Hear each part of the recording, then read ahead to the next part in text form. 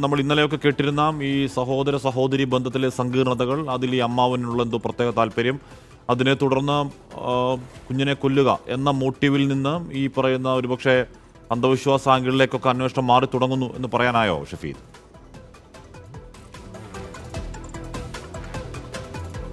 ഹാഷ്മി, ആ രീതിയിലുള്ള ചില സൂചനകളൊക്കെ നമുക്ക് ഈ ഘട്ടത്തിൽ ലഭിക്കുന്നുണ്ട്. പക്ഷേ അത് പൂർണ്ണാർത്ഥത്തിൽ അത് പോലീസ് സ്ഥിരീകരിക്കണം. പക്ഷേ ഹാഷ്മി, ഇതിനകത്ത് ഈ കൊലപാതകവുമായി ബന്ധപ്പെട്ട് ഈ മർഡറിന്റെ കോസ് അതെന്താണെന്ന് നമുക്ക് ഇതുവരെയും ഐഡന്റിഫൈ ചെയ്യാൻ കഴിഞ്ഞിട്ടില്ല. സങ്കീർണമായിട്ടുള്ള ചില ബന്ധങ്ങൾ, ചില താല്പര്യങ്ങൾ നിഷേധിച്ചതിലെ പക എന്നൊക്കെ പോലീസിന്റെ ആദ്യഘട്ട പ്രാഥമിക ഫൈൻഡിങ്സ്, അത് പോലീസ് റെക്കോർഡിക്കൽ പോലും ആക്കിയിട്ടില്ല.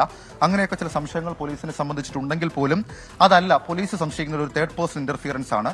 ആ തേർഡ് പേഴ്സൺ ഇന്റർഫിയറൻസിൽ ഏതെങ്കിലും തരത്തിൽ ഈ പ്രദീപ്, കരിക്കം സ്വദേശിയായിട്ടുള്ള പ്രദീപിന് വിശ്വാസവും അന്ധവിശ്വാസവുമായി ബന്ധപ്പെട്ട എന്തെങ്കിലും പങ്കുണ്ടോ എന്നുള്ളതാണ് പോലീസ് അന്വേഷിക്കുന്ന ഏറ്റവും പ്രധാനപ്പെട്ട കാര്യം. കാരണം വളരെ പെട്ടെന്ന് ഈ അമ്മാവൻ കുട്ടിയെ കൊലപ്പെടുത്താൻ ഒരു മോട്ടീവ് ഉണ്ടാവണം. ആ മോട്ടീവ് ഇതൊന്നും ആയിരിക്കില്ല, അതല്ലെങ്കിൽ മുൻപ് പോലീസ് സംശയിച്ച കാര്യങ്ങളൊന്നും ആയിരിക്കില്ല എന്നുള്ള സൂചനകൾ പോലീസിനെ സംബന്ധിച്ചിട്ടുണ്ട്. മാത്രവുമല്ല, ഇയാളെ കുറിച്ചിട്ടുള്ള പോലീസിന്റെ ബാക്ക്ഗ്രൗണ്ട് ചെക്കിങ്ങിൽ പോലീസിന് വളരെ കുറച്ച് സങ്കീർണമായിട്ടുള്ള വിവരങ്ങൾ ഈ അമ്മാവനുമായി ബന്ധപ്പെട്ട്, ഹരികുമാറുമായി ബന്ധപ്പെട്ട് ലഭിച്ചിട്ടുണ്ട്. ഇയാൾ മുൻപ് ചില ക്ഷേത്രങ്ങളിൽ അല്ലെങ്കിൽ ക്ഷേത്രാചാരവുമായി ബന്ധപ്പെട്ടൊക്കെ പുള്ളി നിന്നതിൽ ചില പ്രശ്നങ്ങൾ, അല്ലെങ്കിൽ അവിടെ ഉണ്ടാക്കിയ ചില പ്രശ്നങ്ങളടക്കം പോലീസിന് ഇപ്പോൾ വിവരമായി ലഭിച്ചിട്ടുണ്ട്. അതടക്കമുള്ള കാര്യങ്ങൾ ഇപ്പോൾ നെയ്യാറ്റിൻകര ഡിവൈഎസ്പിയുടെ നേതൃത്വത്തിൽ, തിരുവനന്തപുരം റൂറൽ എസ്പിയുടെ നേതൃത്വത്തിൽ ചില തിരയലും തപ്പലും ഒക്കെ നടക്കുകയാണ് ഈ മണിക്കൂറിൽ. അതായത് ഈ ബാലരാമപുരം കൊലപാതകം അത് ക്രൂരമായിരുന്നു. മാത്രമല്ല, ഒരു കൊച്ചു കുഞ്ഞിന്റെ ജീവനാണ് അപഹരിച്ചത്. അതെന്തിന്റെ പേരിലാണെങ്കിലും അതിലൊരു വിശ്വാസത്തിന്റെ പ്രശ്നം, അന്ധവിശ്വാസത്തിന്റെ പ്രശ്നം അക്കാര്യത്തിൽ ഉണ്ടോ, അതല്ലെങ്കിൽ ഏതെങ്കിലും തരത്തിൽ നമ്മൾ കശ്മീർ ഒരു കാര്യം കൂടി ഈ ഘട്ടത്തിൽ ഞാൻ എടുത്തു പറയുന്നത്, അതായത് പാറശാല ഷാരോൺ രാജു കൊലപാതകവുമായി ബന്ധപ്പെട്ട് നമുക്കറിയാം ഗ്രീഷ്മയുടെ അമ്മയും ഒരു മന്ത്രവാദിയുടെ അടുത്ത് പോയിരുന്നുവെന്നും തന്റെ രണ്ടാം വിവാഹം അത് ഈ നെയ്യാറ്റിൻകര പോലീസ് തന്നെയാണ് അന്വേഷിച്ചത്. ഇന്ന് രാവിലെ നമ്മൾ ഡിവൈഎസ്പിയുമായി സംസാരിക്കുമ്പോൾ അദ്ദേഹം ഇതിലേക്ക് എത്തിച്ചേരാൻ നമ്മളോട് പറഞ്ഞ ഒരു എക്സാമ്പിൾ അതാണ്.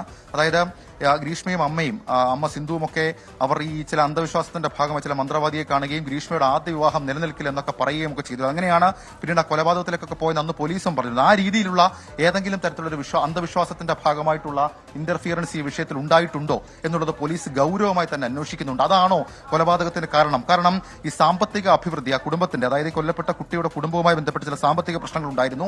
നമുക്കറിയാം കുറച്ച് ദിവസങ്ങൾക്ക് ഒരാഴ്ച മുൻപ് ഈ കുട്ടിയുടെ അമ്മ ശ്രീതു തന്നെ ഈ വിഷയത്തിൽ 30 ലക്ഷം രൂപ കാണാനില്ലെന്നൊരു വ്യാജ പരാതിയുമായി പോലീസിനെ സമീപിക്കുന്ന സാഹചര്യമുണ്ടായി. അപ്പോൾ ഏതെങ്കിലും തരത്തിൽ ഈ സാമ്പത്തിക അഭിവൃദ്ധിക്കടക്കം ഈ കുട്ടി തടസ്സമാകുമെന്ന് കരുതിയ ഉപദേശത്തിന്റെ അടിസ്ഥാനത്തിൽ നടത്തിയ കൊലപാതകമാണോ എന്നടക്കമുള്ള സംശയം പോലീസിനെ സംബന്ധിച്ചിട്ടുണ്ട്. ഏതായാലും കരിക്കകം സ്വദേശിയായ പ്രദീപിനെ ചോദ്യം ചെയ്തതിന് ഉച്ചയോടുകൂടി അക്കാത്തൊരു ധാരണ ഉണ്ടാക്കാൻ കഴിയും എന്നുള്ളതാണ് പോലീസിന്റെ ഇപ്പോഴത്തെ ഒരു വിശ്വാസം. ഹഷ്മി.